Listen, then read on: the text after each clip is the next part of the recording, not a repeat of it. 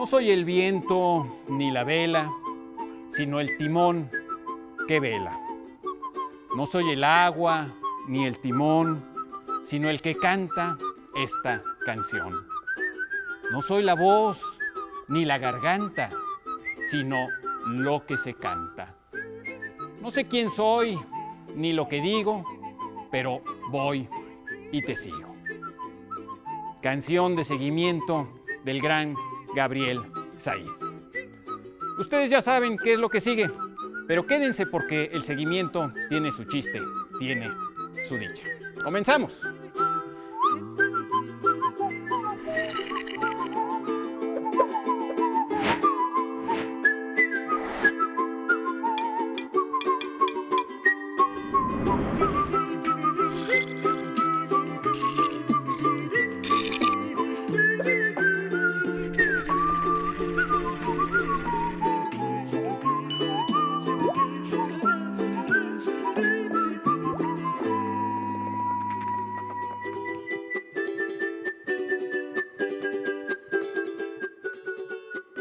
En su tercer libro de aforismos, Benjamín Prado hace uno que parece refrán y dice: ojos que no leen, corazón que no ve.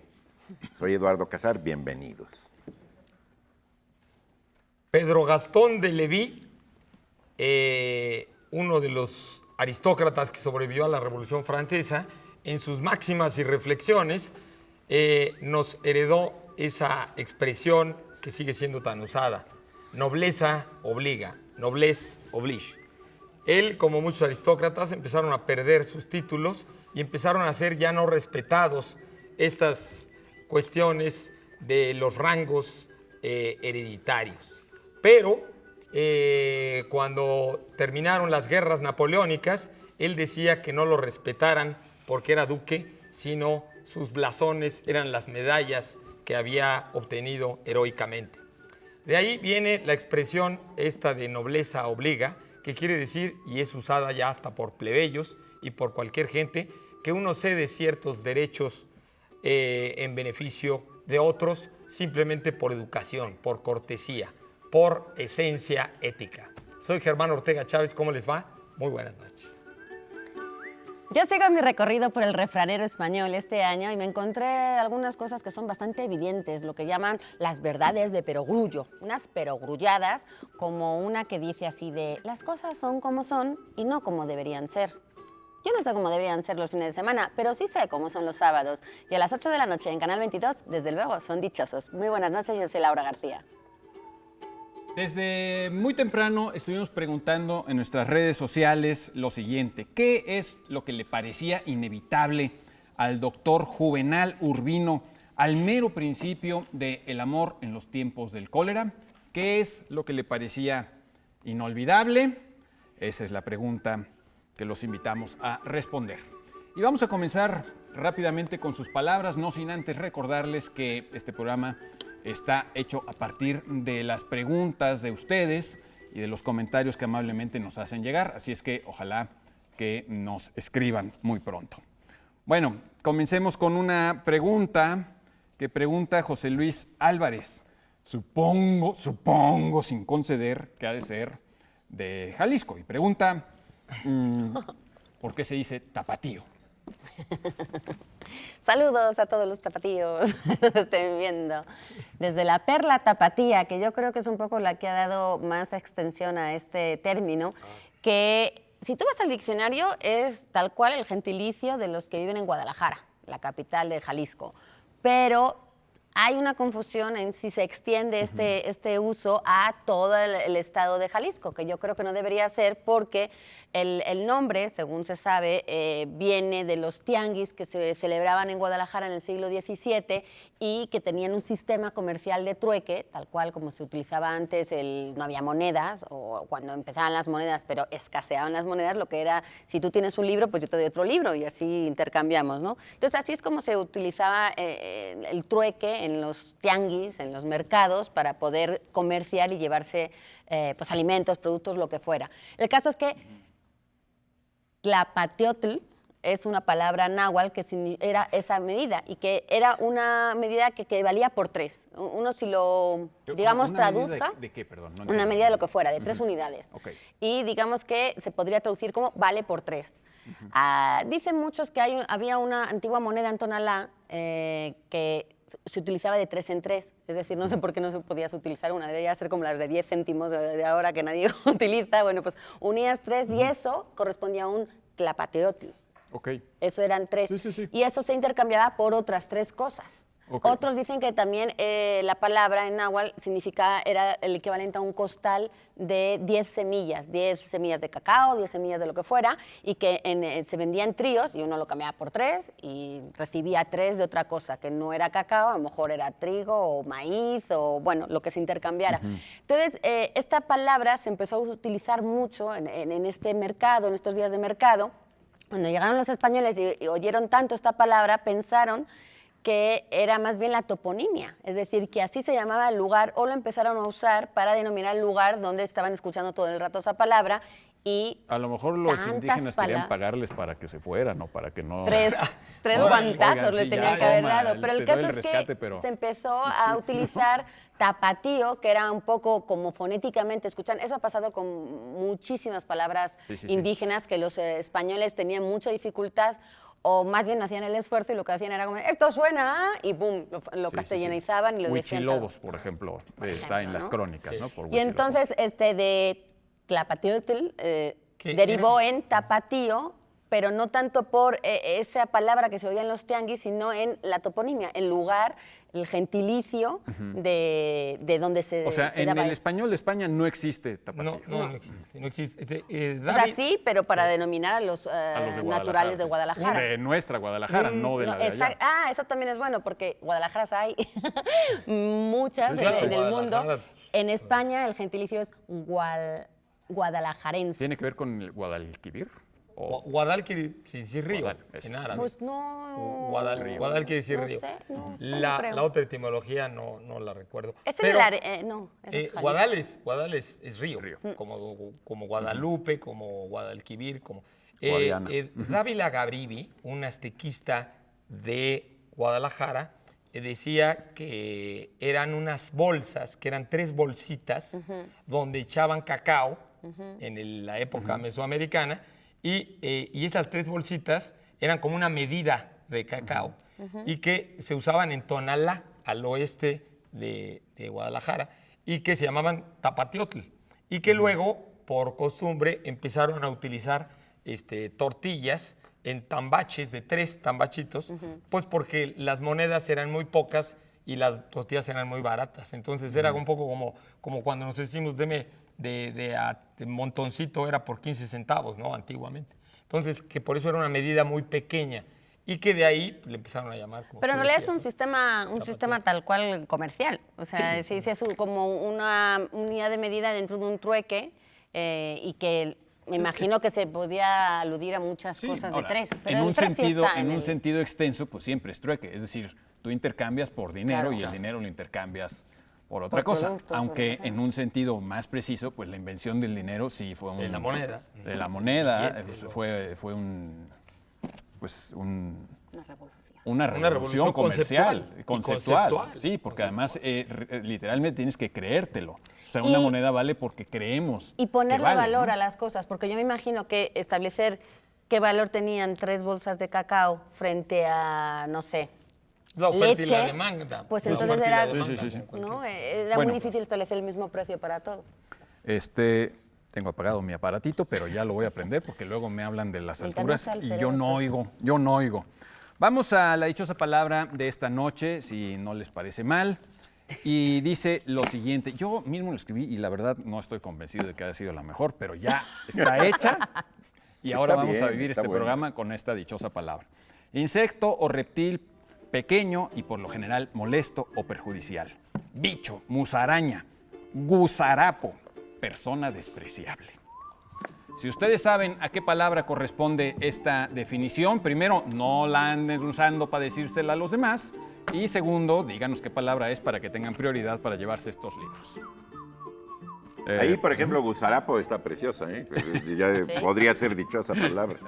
Bueno, tenemos de Eric Chevilar, por cortesía de Sexto Piso, una novela que se llama Caer, que se refiere a un lugar, no a un verbo.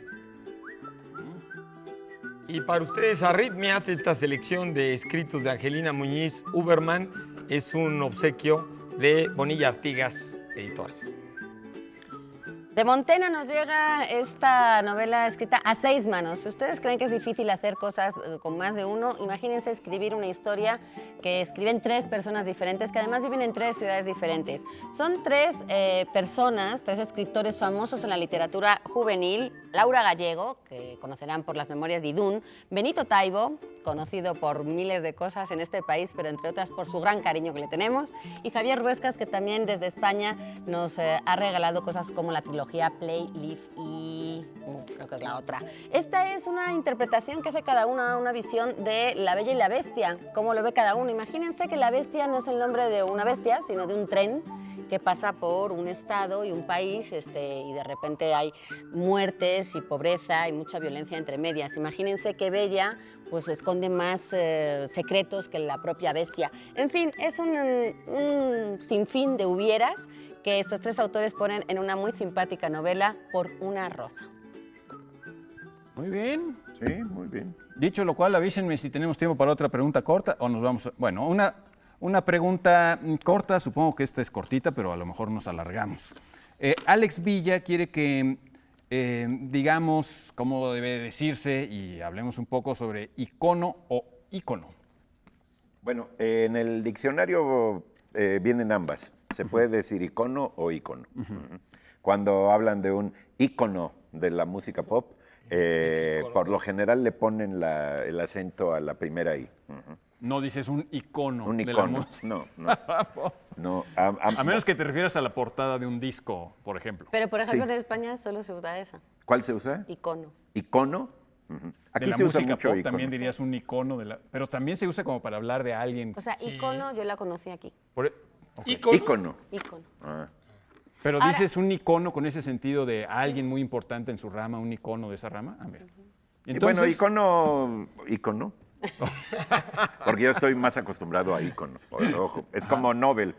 Será muy Nobel, pero ya a mí ya se me quedó Nobel. Y como ya me queda poco tiempo de vida, entonces le voy a seguir diciendo así. Ya no me voy a Para corregir. empezar a corregir. Icono que significa imagen. Entonces ahí es interesante hablar de la iconografía, que es, digamos, el estudio, la interpretación de las imágenes, al principio de carácter religioso, ¿no? Y luego iconología, que es el uso de las imágenes ya para ver aspectos de la cultura de una sociedad, ¿no? Hay dentro de la lingüística incluso aspectos iconográficos, por ejemplo, la poesía con los caligramas, cuando haces un poema que se llame La Rosa y tiene forma de rosa, lo que estás haciendo se llama caligrama. Tablada es decir, hacía mucho icono de eso. sí, Tablada hace sus caligramas, ¿no? Como hizo sus haikus, es un signo de modernidad.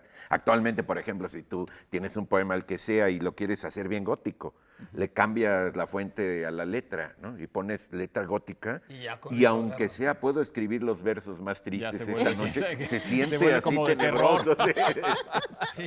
que es una Sí, cuestión sí, sí. puramente iconográfica. Claro, Sí, ahora sí, Y eso es muy, muy bonito, pues, ¿no? Los poetas chinos en China, casi todos los poetas chinos clásicos eran pintores y poetas. Y calígrafos, Y bueno, por lo que eso llamarían, lo de ¿no? la caligrafía. Entonces, escribir el poema junto con la pintura del paisaje y la forma caligráfica en relación a lo que quería decir el paisaje y que Sí, lo que que ilustraba pasa, el poema. lo que pasa ayuda. es que los ideogramas chinos, como dice Fenelosa y Ezra Pound lo extiende mucho, son como dibujos. Es decir, la también. palabra árbol es como un arbolito. Si le añades a Ya ese árbol una simplificado, rama, pero sí. una raya para acá y otra para acá, entonces eso ya quiere decir rama. Ya es Si un a árbol. eso le añades unas nervaduras para abajo, quiere decir raíz. Es decir, Sí, eso sí, es totalmente. interesantísimo, Volviendo- ese aspecto, porque luego lo llevan ya a hablar de la poesía. Volviendo al tema de la acentuación, pasan muchas palabras que dependiendo de dónde estés geográficamente han adoptado un uso esdrújulo, llano, grave, agudo, como sea, ¿no? Y los diccionarios efectivamente han tomado la decisión acertada, según yo, de aceptar las dos pronunciaciones, siempre y cuando se escriban bien. Es decir, lo que uno no puede hacer es decir ícono y no poner la tilde. Sí. Es decir, si uno quiere o ve escrito ícono, tiene que leerlo ícono. no icono. Y si uno está acostumbrado a decir icono, bueno, pues entonces ya sin tilde. Y eso pasa, por ejemplo, con la palabra fútbol. Fútbol. Hasta hace unos años fútbol. el diccionario Régimen decía y que estábamos régimen. mal en Hispanoamérica. Totalmente, eso pasa con béisbol, con karate y karate, con chofer y chofer, chofer y chofer, cóctel y cóctel, incluso con terminología científica, cuando decimos biosfera, si es biosfera o biosfera, si es una endoscopia o una Sí, endoscopía. ahora a nosotros nos era rarísimo atmosfera, Claro. pero dicen que es más correcto eso que... Por Bueno, es ejemplo, igual, los dos son cuando válidos, vas en ¿no? una excursión, cantas chofer, más velocidad y ahí le estás poniendo el acento a la O. Pero en cambio dices, ahí viene el chofer. ¿Sí? Sí. Es decir, y eso es en Y los mexicano. dos están con la bien. música pasa Y los eso. dos Con están la bien, nada música más te que a obliga a uno poner el le acento tienes en que una- poner en la una tilde sílaba, y ¿no? al otro no hace falta. Bueno, Pero eso pues. pasa con cardíaco, con policíaco, con un montón de palabras y ambas formas son correctas. Eso sí es Bueno, importante. un asunto más pacífico o pacífico es que nos vamos a hacer una breve pausa para ir con nuestros valientes patrocinadores y regresamos aquí a la dichosa palabra.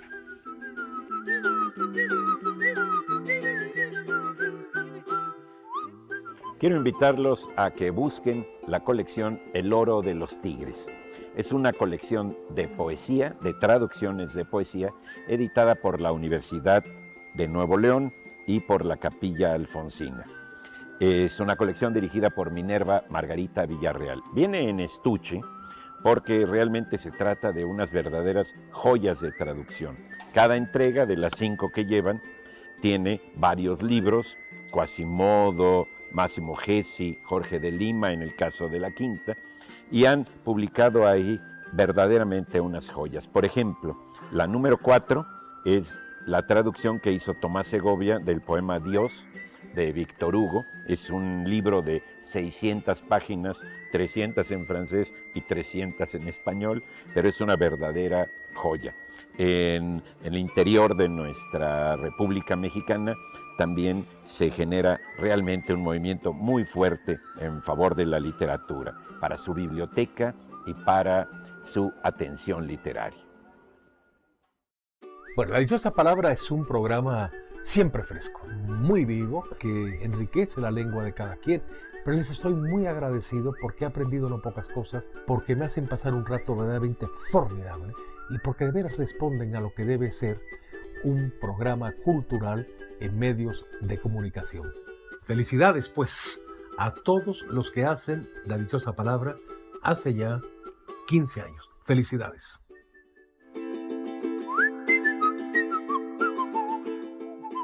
Caray, con este padrinazgo realmente en lo que nos falta es Saludos, el saludos. hielo seco. Al gran Muchísimas Francisco gracias Prieto, ¿no? a Francisco Mil gracias, Prieto. No, hombre, qué barbaridad. Sí, es que ya nos sentimos realmente muy rejuvenecidos. Pregunta Brenda Caballero sobre la palabra pupila.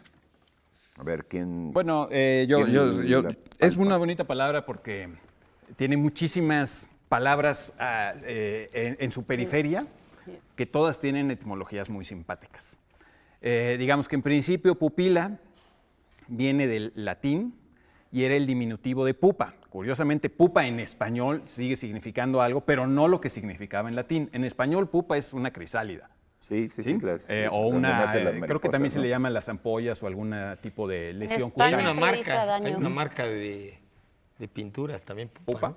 Sí. Bueno, pero Sí. digamos, en latín, pupa era niña y pupila era el diminutivo de niña.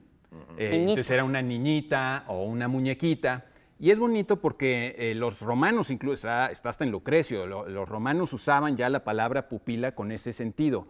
Y muy conscientes de que cuando ves de cerca la pupila de una persona que te está mirando, pues lo que vas a ver es tu propia imagen reflejada en el ojo, pero vas a ver una Chiquitito. figura chiquitita. Y podría ser como una muñequita que está ahí en el ojo de quien está frente a ti.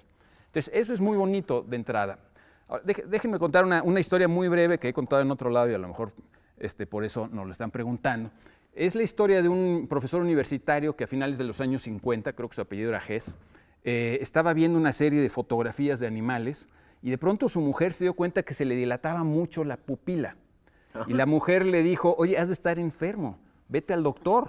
Y él se sentía perfectamente y cuando dejó de ver las fotografías, la mujer lo volvió a ver y ya no tenía dilatada la pupila. Y él se sintió perfectamente, pero en la noche se quedó pensando por qué se le habría dilatado la pupila. Entonces, al día siguiente fue y le puso, como era profesor universitario, podía hacer esto, puso a uno de sus alumnos y lo puso a ver imágenes de paisajes bastante anodinos y él estaba observando su pupila. Y de pronto le hace pasar una foto de una modelo en traje de baño y la pupila, ¡pum!, se le dilata, pero muchísimo. Y de ahí nace una cosa que se llama la pupilometría, que es una ciencia acerca de las respuestas involuntarias del sistema motor, o como se llame. Ahí al a cosas profesor así. le excitaba ver animales. Es que sí, efectivamente, él tenía párale pasión ahí. por la naturaleza. Era zoofílico, ¿no? Era zoofílico. No, a él le apasionaba la naturaleza. Y en general se ha encontrado que ante las cosas que te gustan mucho se te dilata la pupila. Y no solo ante eso. Por ejemplo, cuando realmente haces un esfuerzo mental importante, se te dilatan las pupilas. Y incluso... Con la luz también, ¿no? Con los cambios Bueno, de claro, luz. para eso es la pupila, pero digamos lo que es fuera de ese sentido tú de dices, entrada de la bajo luz. las mismas circunstancias de luz, Sí, uno exactamente. cómo Por el puede... interés, Exactamente. o sea, el interés implica... ¿Y eso qué tiene que ver con la Eso nos presión? lleva a otra etimología muy bonita. Yo digo que la pupilometría, de alguna manera, se había inventado muchísimo tiempo antes. En la Edad Media, las mujeres usaban como cosmético la belladona. La belladona es una planta de las De la que ya hemos solanáceas, hablado acá. súper tóxica, que tiene una cosa que se llama antropina, si no me equivoco.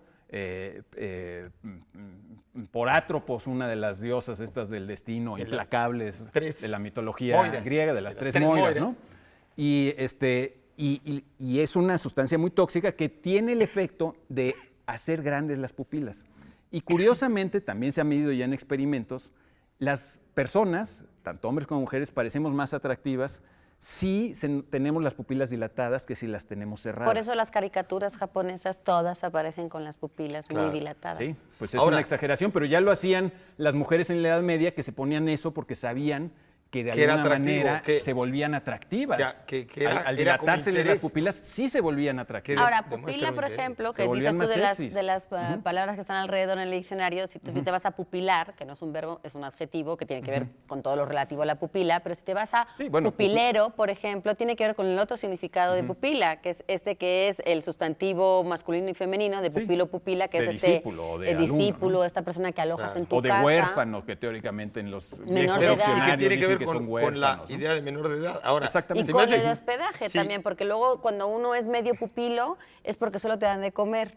Ah, sí, No, sí, no en te dan en los hospedaje, hostels, sí. por ejemplo, en los hostels. Y eso, de los- eso es de bonito los porque está el backpackers, de los Sí, sí, sí. mochileros, pupiletaje y el pupilero. Ahora, a mí se me hace curioso que la palabra pupila, que termina en femenino, si ves a una muchachita dentro de la pupila reflejada, como en Apuleyo, en Lucrecio, en Cicerón, que se menciona, quiere decir que las que empezaron a llamar pupila eran mujeres, porque si no se llamaría pupilo, porque pues, yo me veo reflejado y veo un señorcito. Quizá ¿no? los Una hombres señorcita. observamos menos cuidadosamente la pupila de las mujeres que las mujeres las pupilas de los hombres. Era ¿no? más lo sé. chiquitita, eras muy Puede chiquita. ser. Sí, Puede cuando, ser, ¿no? cuando se te dilata la pupila, la niña de tus ojos se te vuelve un mujerón.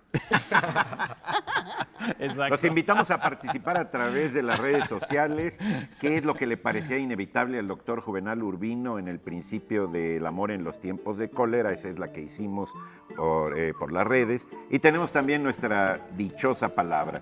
Insecto o reptil pequeño, por lo general molesto, perjudicial, bicho, musaraña, gusarapo, que parece dichosa palabra, y persona despreciable. También voy a anunciar las transmisiones, pero primero tenemos los libros, ¿no? Sí, ¿me va a mí? Germán. No, a mí. Tenemos para ustedes de Margaret Atwood en editorial Lumen, Nada se acaba. Qué buena portada. Qué buena portada. sí. No, bueno, ella es una escritora Como excepcional. escritora, ¿no? bueno, pues ya. La verdad. De Alianza Editorial tenemos de Sigmund Freud, Sexualidad Infantil y Neurosis. No sé cómo se les pondrá la pupila a los niños, pero Sigmund Freud que hizo que el psicoanálisis fuera un asunto para determinar todo. Él dice que él hace estos análisis a partir de sus recuerdos y de sus experiencias cuando era niño y sobre todo el análisis de todo esto.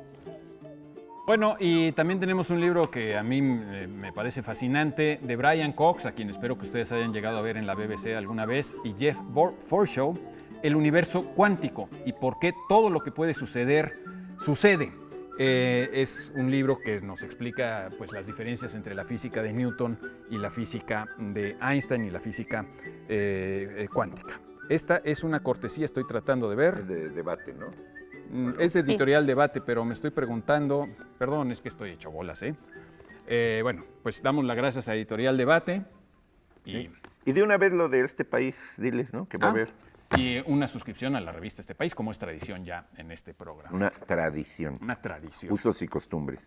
Nuestras retransmisiones son los sábados después de la película, nuestras retransmisiones al filo de la noche, los lunes a las 10 horas, o sea, en la mañana, y miércoles a las 18. Nos vamos a un corte. Súper.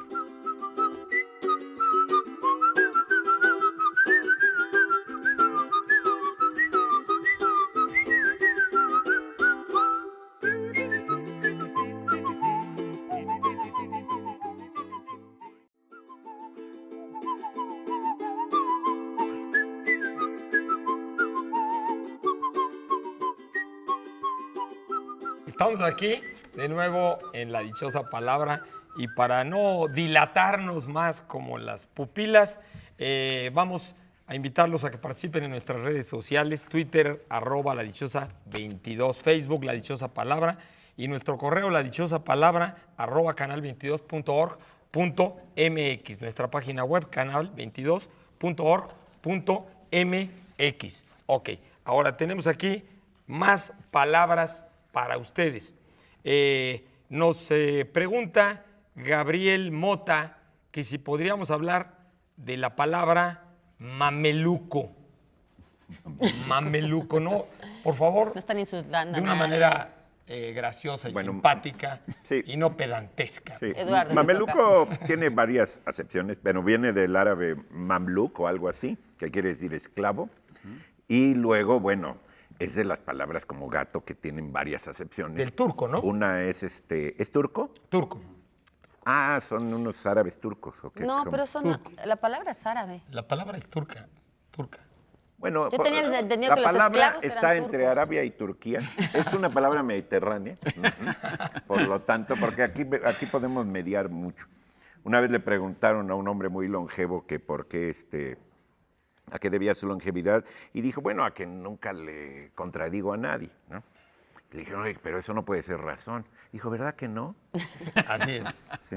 Entonces bien, compadre. logramos una mediación. No usaba mameluco él. También es un soldado ese sí creo que turco. ¿Sí? Ese sí, yo por eso Pues no creo. necesariamente, pero sí.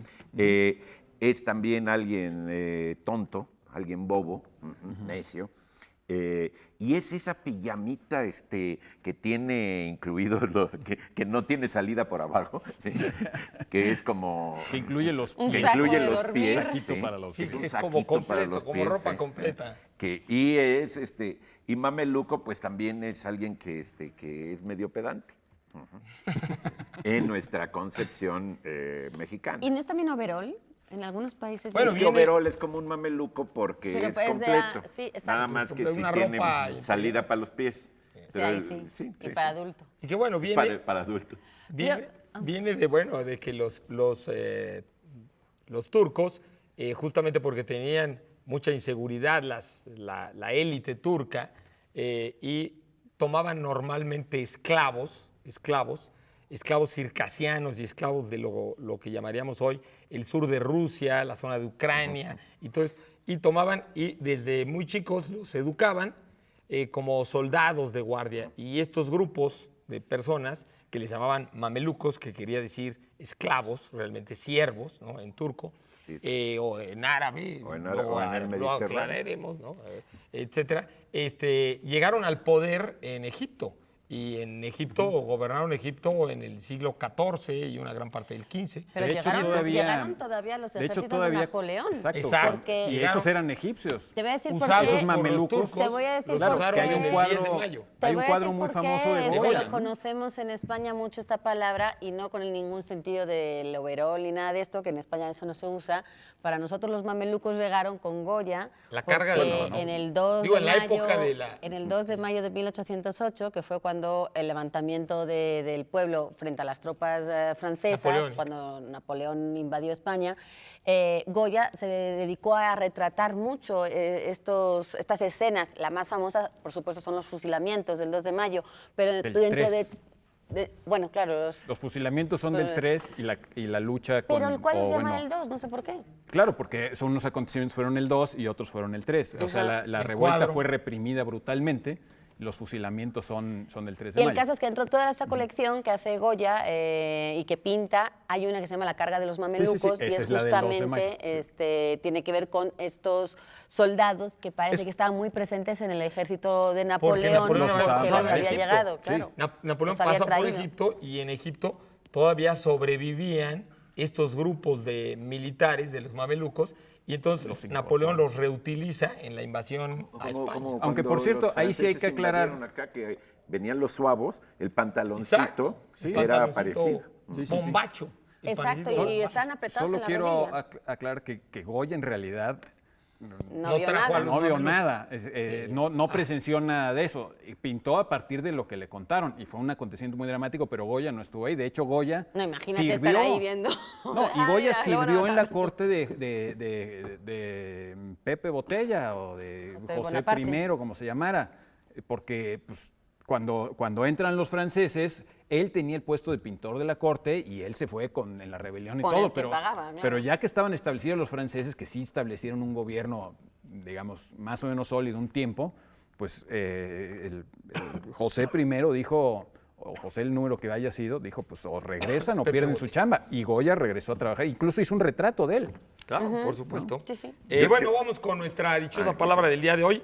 Insecto o reptil pequeño y por lo general molesto o perjudicial, bicho, musaraña, gusarapo, persona despreciable. No le digan así a nadie, está feo. Quien, Ni mameluco tampoco. No, ¿Quién? tampoco. Quien sepa o adivine, tenemos para ustedes, Laura. Me encanta porque Urano tiene un sello dentro de su colección, esta editorial para niños, se llama Uranito. Y de Uranito nos llega Ivo y la Piedrita, que me da mucho gusto presentar porque Brenda Legorreta hizo un trabajo extraordinario con esta historia de Ivo, el personaje que no le gustaba caminar, pero cuando encontró una piedrita en medio de la calle, todo cambió y así va. Él poco a poco haciendo sus andanzas. Las ilustraciones son de Elsie Portes. Y tenemos un libro que no necesita mayor presentación, La República de Platón, en la biblioteca Scriptorum Graecorum et Romanorum Mexicana, versión de Antonio Gómez Robledo. Un libro que yo no recomiendo leer a Platón con La República, porque igual no les cae tan bonito, ni con las leyes. Empiecen con los diálogos más breves. Pero Y uno de tiene los la libros ventaja más- de que es bilingüe, entonces pueden leer la parte en griego. Sí, que es el- Claro. Bueno, así Por si son tienen todas duda. las ediciones. sí, de la esta- biblioteca Grecorum. Que es una Sí. maravilla contar con Sí, esta es muy biblioteca. buena. Sí, no, en México, no, esta colección. No, porque ver los Sí. dibujos. Bien. Y de Rudyard Es- Kipling perdón. tenemos la novela Kim. Yo no le di las gracias a la Coordinación de Humanidades de la UNAM, que es quien nos manda esto. Perdón. Ahora sí, gracias. Agradecidos estamos. Cortesía de Penguin, Kim de Rudyard Kipling con traducción de Verónica Canales y una introducción que es lo interesante, además de la novela, claro, de Said, de Edward Said. No de Said, Said, sino No de Gabriel con Said. S. Sí. Muy bien. Podemos echar una corta. Nos pregunta Luis Fere. ¿Es lo mismo llamar a nuestro idioma castellano que español? Ay, caramba, a ver, Laurita. Me voy a meter en polémica. A ver dice si que no te mucha vas a- gente dice que esa polémica ya está obsoleta y que ya está superada. Yo creo que no. Y como me pediste una corta, la voy a hacer muy corta y así la polémica queda zanjada rapidito. No se vale. A ver, la mayoría de los diccionarios las dan como sinónimos, estas dos palabras, castellano y español, para referirse al idioma. Es decir, nosotros hablamos español o nosotros hablamos castellano. Hay un problema político y nacionalista, sobre todo en España, que tiene mucho que ver en la polémica que se ha suscitado a partir de esto, porque el español, digamos que derivó del castellano antiguo. Entonces, el castellano y el español podría ser lo mismo, pero no, porque el español se ha nutrido de todas las lenguas que formaban la península ibérica en ese momento en el que el castellano se convirtió en español, que fue un poco cuando la península ibérica, que en ese momento estaba muy dividida en territorios, porque era la reconquista contra los musulmanes y demás, había muchas lenguas derivadas del latín vulgar que se había derivado, pero como la reconquista a los musulmanes fue tan lenta y tan larga y tan pesada, digamos que ese castellano, ese latín vulgar, esa lengua romance que había derivado de ese latín vulgar, ya estaba muy derivada en gallego, asturleonés, catalán, castellano, etcétera, ¿no? Entonces, digamos que la lengua más extendida en ese momento era el castellano, y cuando se casaron los reyes católicos y que unieron los territorios, dejaron el castellano como la lengua para expandir sobre todo las leyes, el sistema económico, el imperio. La lengua dominante. La que trajeron, de hecho, a América fue el castellano, pero en ese momento España ya se empezaba a llamar España de alguna manera. Digamos que no hay un momento exacto en el que Hispania, al-Ándalus, España tenga una denominación ya como tal, y por lo tanto el idioma va un poco detrás de eso, ¿no? Pero nunca se habló... sí, es que sí podría ser el castellano, pero digamos que el español que hablamos hoy es el derivado de unir el castellano, pero también todos los contactos que había con el catalán, con el gallego, con el vasco, que también estaba ya ahí y que no tiene nada que ver con la evolución de estos idiomas porque va por su lado, pero digamos que el español no es exactamente el castellano, porque el castellano como tal hoy no existe. Estamos hablando de un castellano antiguo, que fue el que derivó en el español. El castellano se perdió, igual que el aragonés y todos, porque digamos que las lenguas que permanecieron y que son hoy lenguas oficiales en España son el gallego, el catalán, el vasco y el castellano. Y, de hecho, un poco para hacer esta diferenciación entre la oficialidad y la equidad con todas las lenguas, en la Constitución española, que hoy todavía rige, que es la de 1978, aparece como que el castellano es la lengua oficial de todos los españoles. Claro. Y la habla el 82%, no el 100%, la habla el 82% como lengua materna. Entonces, de ahí radica un poco esa confusión, porque digamos que los que no quieren... En América se utiliza mucho el castellano un poco por el rechazo que es a lo español como la colonización, el imperio y la invasión. Entonces, de alguna manera, dependiendo de dónde se use, hay muchos países en Latinoamérica que prefieren usar castellano que español porque sienten que el español implica y es un poco darle ese lugar a la conquista, lo cual es muy válido. Pero si nos fijamos, por ejemplo, en el inglés, en Estados Unidos habla inglés y es el de Inglaterra, pero tampoco es el de Inglaterra, ya es otra derivación, es otra evolución y que tiene muchos cambios. El rumano es de Rumanía, el francés es de Francia, ¿no? O sea, como que todos tienen a adoptar como nombre del idioma el nombre de la nación, porque es más fácil también la nomenclatura internacional. Ahora, pero yo creo que aquí y allá, o sea, yo creo que a lo mejor habría la diferencia en que en España me parecería lógico que a lo mejor un catalán dice, lo que hablas tú es castellano y no es español, porque España es un término para toda la península. Pero a lo que voy es que aquí en México o en Estados Unidos o en otro lado, nosotros lo que los mexicanos nos enseñaron que hablábamos, nos decían que hablábamos español. Entonces, bueno, aquí hablamos español y internacionalmente tú ves diccionarios que dicen español chino, tailandés, español, y no castellano, porque en España a lo mejor hay ese problema histórico, de las jerarquías. Pero el castellano es el que se habla en Castilla. Entonces los andaluces podrían decir, los canarios podrían decir, yo no soy castellano, yo no hablo el acento, ni de hecho, es como el yucateco. En varios países, y bueno, en toda Europa, se ha vivido ese proceso también como de unificación. O sea, digamos, antes de Lutero, pues se hablaban un montón de dialectos alemanes diferentes, ¿no? De alguna manera ha habido un proceso de unificación en un cierto tipo de alemán. Lo mismo le pasó o pasa todavía en Italia. Hay un italiano, pero hay miles de variantes. En la unificación italiana se hablaban muchísimos idiomas. Ahora, lo que pasa es que el gallego, el catalán, son todos lenguas españolas porque se hablan en España. Claro. Entonces, de alguna manera, esa es la confusión. El catalán, de alguna manera, es una lengua española como adjetivo, no como porque sea el español. Bueno, tenemos que ir a un corte y ahorita regresamos en español y en castellano. Bilingües.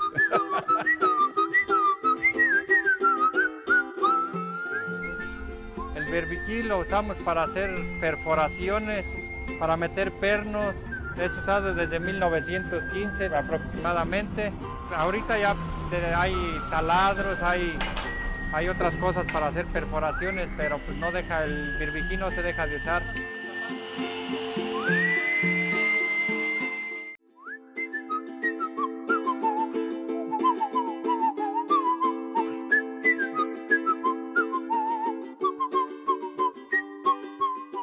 Seguimos aquí en La Dichosa Palabra. Recuerden, programas nuevos en esta temporada 2017, temporada 15, nuestros 15 años. Y saludamos también, por supuesto, a todos los que nos ven más allá de las fronteras mexicanas, todos los que nos siguen por la señal de Canal 22 Internacional y los que nos ven en YouTube o en las repeticiones, por supuesto. Allá donde quiera que estén, gracias por vernos, gracias por seguirnos y gracias por sus preguntas. Nos han llegado muchas, pueden seguir haciéndolas, por supuesto, porque vamos a estar todo el año al aire.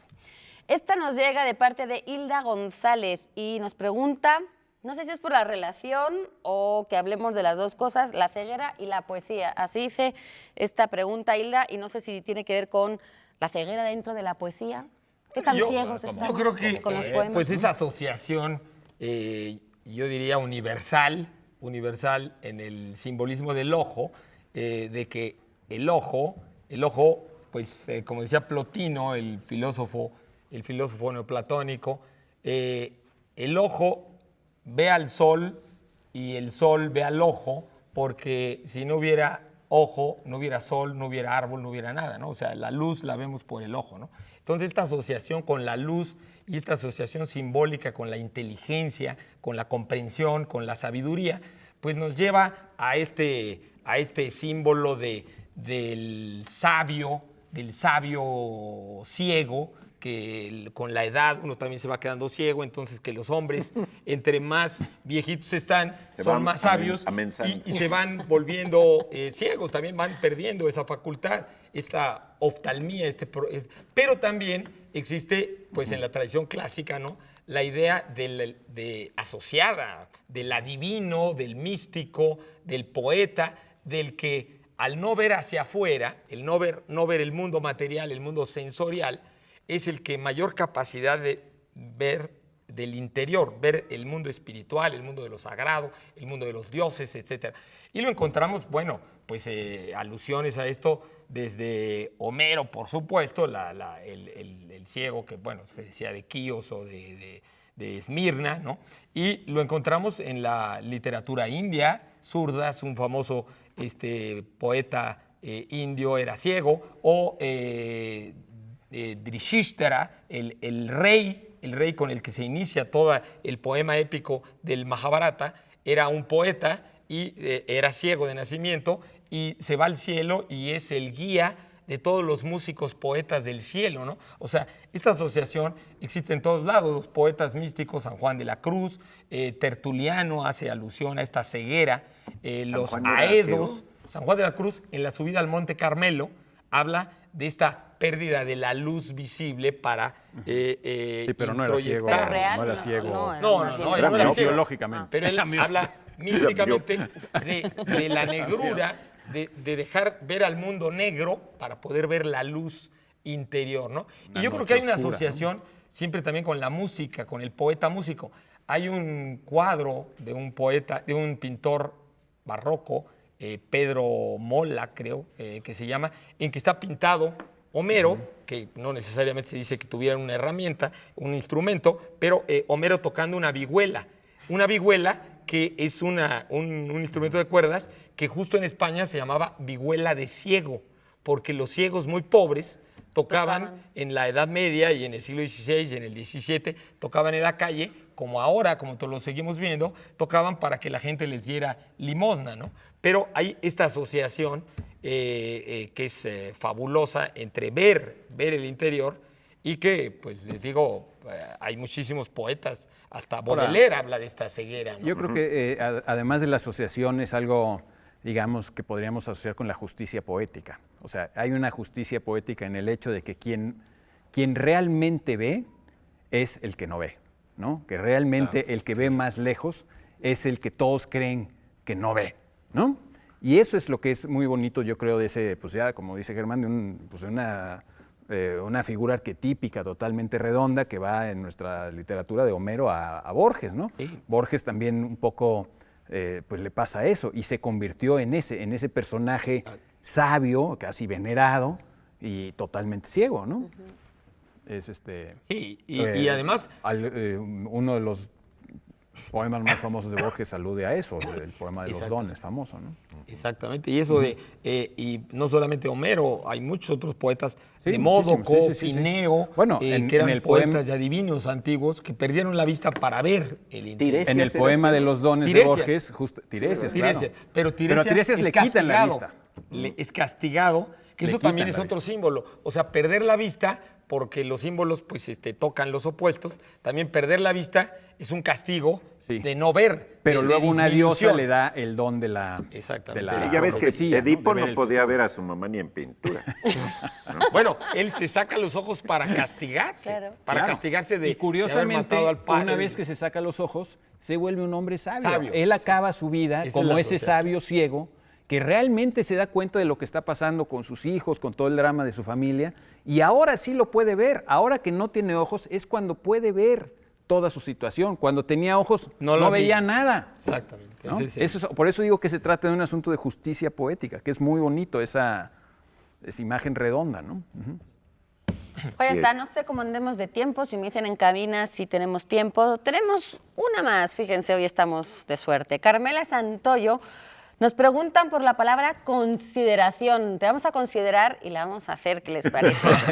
Qué considerados. Pongo a su consideración esta respuesta. En Es primer lugar, buenísima, además, esta sí, a mí me palabra. gustaría decir cosas muy breves. Es muy bonita palabra porque viene de una raíz latina que tiene que ver con los astros, la raíz sideros. Todavía tenemos la palabra sideral, Sideral. ¿no? O sea, como refiriéndonos a las estrellas en el firmamento. Entonces, la raíz de por sí es muy bonita, pero yo creo que algo muy bonito de la palabra consideración, al igual que de la palabra atención, que son casi sinónimos, es que ambas presentan un mismo fenómeno que es el deslizamiento de que comienzan, si tú buscas en el diccionario, comienzan las primeras acepciones, se refieren a una actividad puramente intelectual.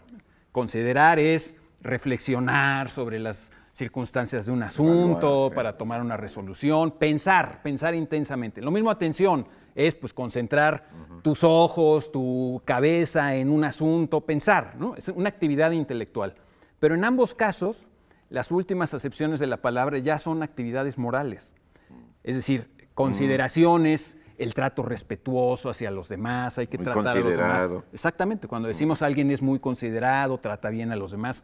Y eso es lo interesante, porque yo creo que justamente lo que nos está diciendo la lengua en este deslizamiento es que lo intelectual es lo moral. La única manera realmente de llevar una vida moral buena es pensando mucho, o sea, pasa por ahí, atraviesa por ahí. Por eso Sabater ha dicho en alguna ocasión, yo lo he estado muchas veces, que la estupidez no es una categoría intelectual, no tiene que ver con el IQ, tiene que ver con una disposición moral, porque nadie tiene el pretexto para ser estúpido. Claro, me refiero a Uno se la puede estupidez, hacer digamos, estúpido. a un cierto Sí, tipo de estupidez, no la que mide el IQ, sino realmente la estupidez que depende de tus decisiones. De tus O sea, las decisiones morales. Lo moral es prepararte, aprender, pensar, considerar. ¿Cómo vas a tratar bien a los demás si eres incapaz de mostrarles consideración? Es decir, de pensar en ellos, No se está de haciendo realmente pensar. pensar en ellos. Ese es el tema con la palabra consideración. Nos haces considerar. A mí hay una cosa que me gusta mucho de considerar y que tiene que ver con esto de los astros, porque que tendría que ver con el conjunto, con el todo, considerar también es como comparar con el resto, ¿no? Y entonces, antiguamente, sobre todo porque ahora se nos ha olvidado muchas veces mirar hacia arriba, miraban las estrellas. Y lo miraban un poco para consultar, para adivinar.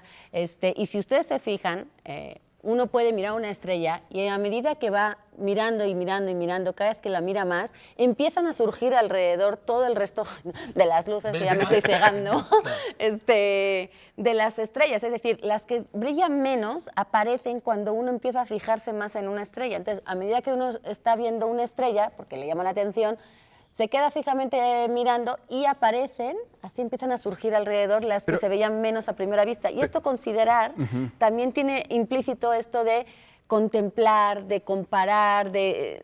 Es que sí, bueno, me salta Más la que de palabra. comparar, es de contemplar. Es que es justamente, Sí, es justamente por contemplar. eso es el asunto moral.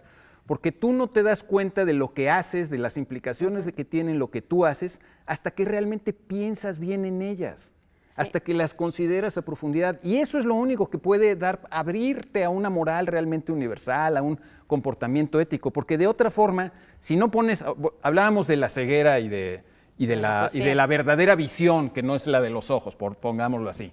Pues lo mismo pasa con la consideración, es decir, para realmente ver tienes que imaginar, para realmente ver las consecuencias de tus actos tienes que ponerte a considerarlas en tu mente, es el único lugar donde lo puedes hacer, Ahora, es ahí donde surgen las consecuencias. Es chistoso la raíz y bonita porque probablemente en un ensayo por ahí Cirlot decía que probablemente la palabra viene de la astrología, o sea, viene de la astrología donde justamente no puedes dejar de conectar, o sea, la astrología conecta a unos seres humanos con otros por sus características. Entonces estás considerando, quería decir que tomas en cuenta que este nació tal día, tal fecha, etc. Y entonces ligas, tratas de ver la cuestión de la interdependencia del mundo, independientemente de que uno crea o no crea, o sea, una magia o lo que uno piense de la astrología, pero digamos de esa visión integral que al final tiene que ver con pensar en los demás, cómo se comportan y cómo se afectan los comportamientos en función de una La comprensión. imaginación es la clave. Consideramos muy oportunas todas sus Intervenciones. intervenciones, pero el tiempo no es nada considerado con nosotros y hay que darle fin a este programa. La dichosa palabra, el insecto reptil pequeño y por lo general molesto o perjudicial, bicho, musaraña, gusarapo, la persona despreciable era sabandija. Levante Qué la mano bonito al que es ya le han llenarse la dicho, boca. eres una sabandija. Eres una... O sea, de ser un Los años desconsiderado, sabandijas, un sí. desconsiderado. Claro, los años sabandijas de Javier Javier Velasco, Velasco. por supuesto. ¿Qué es lo que le parecía inevitable al doctor Juvenal Urbino al mero principio de El amor en los tiempos del cólera? Que el olor de las almendras amargas le recordaba el destino de los amores contrariados. Por las primeras líneas del primer párrafo de la novela, que dicen así: era inevitable. El olor de las almendras amargas le recordaba siempre el destino de los amores contrariados. Esa era la respuesta que estábamos buscando hoy en las redes sociales. Esperamos que todos hayan podido intervenir y que les hayamos podido dar contestación también a todas y sobre todo Que vuelvan gracias. esa novela de García Márquez maravillosa. Ay, sí, por supuesto. Nuestra consideración siempre con nuestro público dichoso es que siempre acabando este programa se les antoje abrir un libro. Así que ahí está hecha la invitación y que pasen un buen fin de semana. Germán Ortega, Eduardo Laurita. Casar, Pablo Bullosa, Laura muy García. buenas noches. Gracias Laura. por seguirnos. Nos vemos próximo sábado.